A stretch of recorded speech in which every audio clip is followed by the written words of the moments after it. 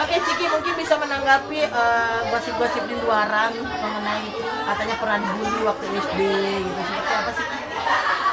Waktu itu aku pas kecil itu kan mulai karir dari umur 2 tahun ya kan. Kalau menanggapi sih nggak perlu ditanggapi karena semuanya udah diceritakan di podcast.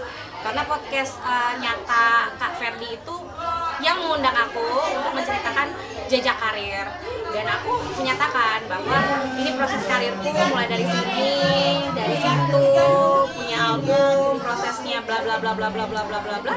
Ya udah, that's it gitu ya. Ternyata dari situ, dari podcast tersebut akhirnya Viral. aku nggak tahu ya itu bisa disebut viral atau enggak, tapi yang pasti yang namanya podcast kan sekarang ya kita mengiyakan undangan, dan emang itu kan emang buat cerita-cerita karir gitu. Jadi tanggapannya nggak ada apa yang mesti ditanggapin gitu kan, karena semua udah jelas, dan memang aku sekarang ini lagi fokus buat diri aku sendiri, karena memang aku kerjaannya kan di streaming juga. Tapi Ciki, kan artinya banyak yang menganggap bahwa persetujuan lu dengan pihak-pihak di sana gitu. Seperti apa?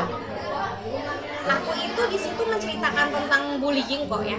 Jadi kalau misalkan mereka berspekulasi itu urusan mereka, gitu, bukan urusan aku. Ya, artinya kamu tidak menyebutkan. Dan paling ya yang aku ingin tekankan adalah jangan sampai seperti aku. Karena aku di sini mau bertumbuh menjadi orang yang sangat bermanfaat buat diri aku maupun orang lain. Karena memang efek bullying itu aku menjadi orang yang takut berbuat salah. Gitu. Jadi kalau misalnya anda punya anak, ya hati-hati.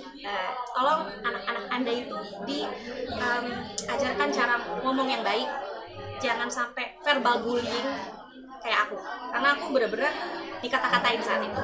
Akhirnya aku ngebekas bahwa kok setiap gua berkarya malah jadi dapat cacian, hujatan, dan bulian seperti disuruh-suruh, seperti halnya kayak ya yang aku alami pada saat kecil. Jadi aku lebih tekankan ke situ ya. Jadi kalau misalnya berspekulasi kemana-mana itu urusan teman-teman.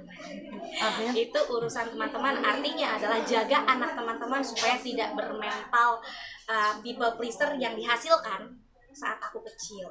Saat aku kecil itu aku selalu menurutin apa kata orang. Setiap orang ngomong A, B, C aku ikutin. Gak boleh nyubit.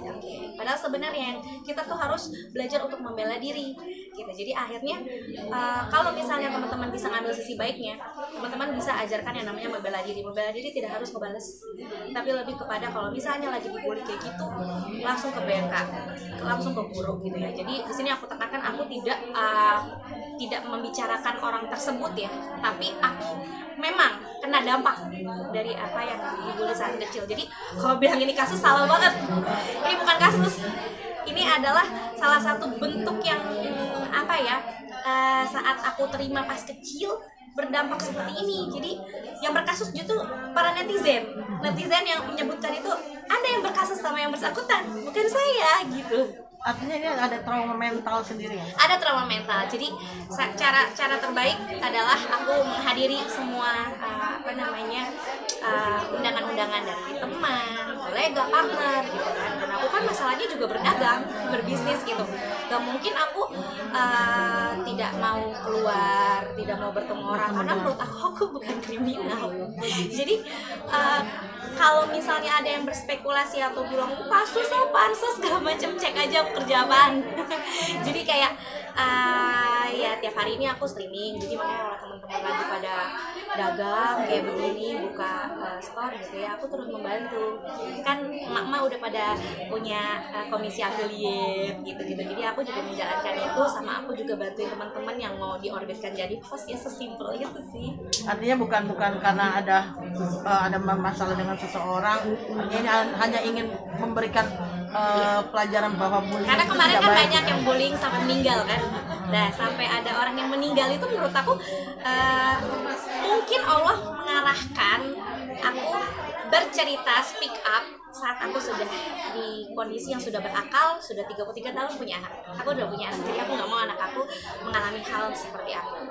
Nah, jadi dari cerita tersebut mungkin dari orang-orang yang belum memiliki anak jadi mempunyai pandangan yang berbeda terhadap aku gitu ya, tapi kan nggak masalah gitu ya, dan aku jadi malah seneng gitu ya, semakin aku ngelihat komen mereka, semakin mereka menghujat aku, menghujat katanya aku ada maksud segala macam.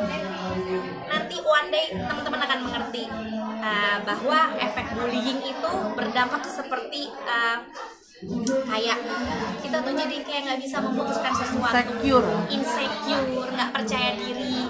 Dan sebelum aku juga ngobrol di podcast juga, aku juga hadir di mana-mana, itu adalah bentuk aku untuk bunuh trauma gitu ya. Kecuali kalau misalnya aku berkasus dengan orang, aku spill, orangnya langsung ngajak ribut, adu jotos, bla bla bla, selesai, itu mungkin akan menggiring ke arah yang lebih negatif lagi. Cuman yang aku tekankan di sini, banyak sekarang artis-artis yang sudah diakomodirkan dari kecil, maka dari itu orang tuanya harus benar-benar kayak ngekip gitu. Kalau aku dulu terlalu dikip banget, sampai-sampai aku ngerasa aku nggak bisa ngebela diri gitu kan. Kedua juga dari pihak kayak BK sekolah gitu kurang respon gitu ya, karena memang bullying itu sudah ada dari dulu. Itu aja sih. Jadi kalau misalkan ada beberapa orang yang jadinya marah besar sama aku, ya nggak masalah, punya hak ya, netizen Indonesia kan kayak begitu tipenya. Jadi ya udah, aku tetap berkarir, aku tetap tampil di mana-mana gitu kan. Ada yang bilang juga kenapa aku harus menceritakan hal itu yang aku alami. That's why aku mengurangi jatah aku untuk tampil ke mana-mana saat kecil gitu.